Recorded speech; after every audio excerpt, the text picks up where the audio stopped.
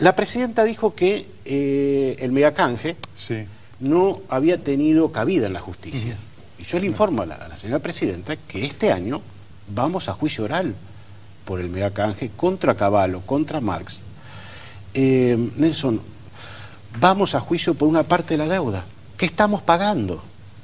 ¿Qué haría un país serio? Bueno, si hay un cuestionamiento judicial sobre una parte de la deuda, eso se aparta, porque no hay que pagarlo hasta que no se determine. Si es un delito, no se paga. Si es una operación legal, se paga.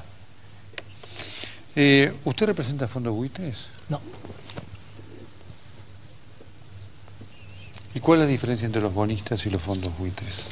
Un fondo buitre es un fondo de especulación que compra a precios de default deuda para tratar de obtener la mayor rentabilidad posible mediante presiones y embargos. Eso es la definición de un fondo buitre. Un ahorrista que compra una empresa, un ahorrista, una persona física que compra bonos, no en default, y está esperando una solución ante la justicia habiéndose identificado, no es un fondo buitre. En Estados Unidos debe haber más o menos más de 1000 demandas. De esas 1000 demandas, de estos fondos de especulación puede haber 3. Entonces, el problema no son estos fondos, ni siquiera es un porcentaje representativo de la deuda en default.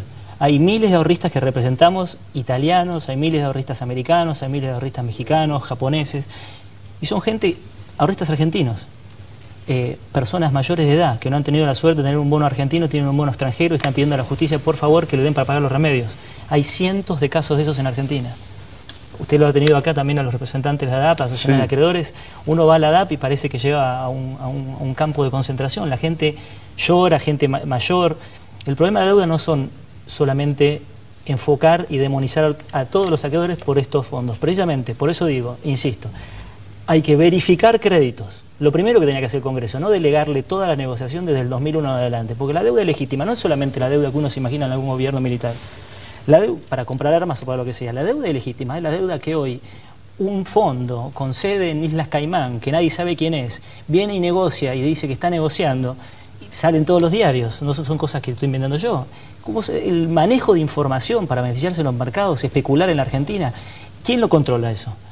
El Congreso se queja de lo que está pasando en el Banco Central, pero el Congreso fue el que le dio la ley para que se emita el decreto, para que se emita la garantía que le dieron al Banco Central para que le paguen con esta deuda. O sea que todo el problema se originó en el Congreso, primero generamos el problema. En este caso, más allá de la posición que puede tener el Poder Ejecutivo recibió la autorización para hacer lo que quiere, y cuando hace lo que quiere en el Congreso dice, ah, no, lo que quiero, pero no, eso tanto no me gusta. Eso sí genera incertidumbre en los mercados, eso es cierto. Si el problema de todos los legisladores que yo escucho constantemente lo hubieran previsto a tiempo, cuando están sancionando esa ley, le dicen, no, muchachos, en vez de sancionar una ley que no tiene ni un artículo, que no dice absolutamente nada, no sabemos con quién estamos negociando, votemos una ley que nos permita a nosotros tomar control de la negociación y saber quién es quién. Bueno, acá lo que pasa es que tiene que ver con la composición de las cámaras y la mayoría automática que tuvo el gobierno durante bastante tiempo, digo, en alguna de estas cosas, ¿no? El problema no ese es el problema, el problema de la reestructuración y el control de la negociación de la deuda viene desde el año 2001. No, por supuesto, digo en este último periodo. Última pregunta, porque obviamente con el conocimiento que usted tiene, Redrado, de haber firmado este decreto de creación del Fondo del Bicentenario, ¿se exponía a una consecuencia legal dentro del contexto que usted está marcando?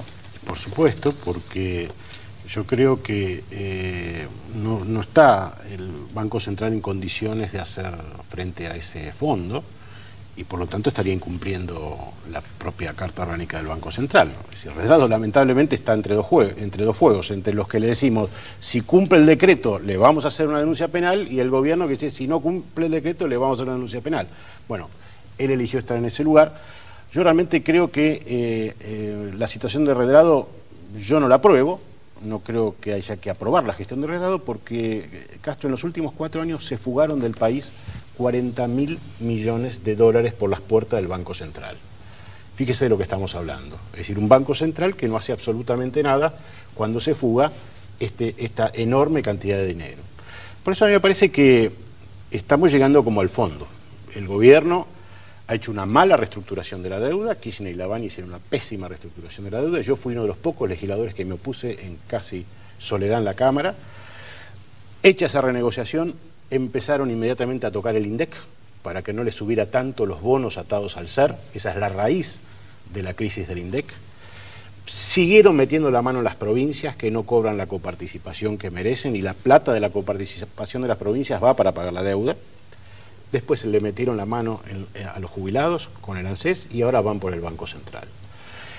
Síntesis de todo esto: la deuda externa argentina es nuestro principal problema, y por el volumen que tiene, a mi juicio, no es posible esta vuelta de Argentina en los mercados.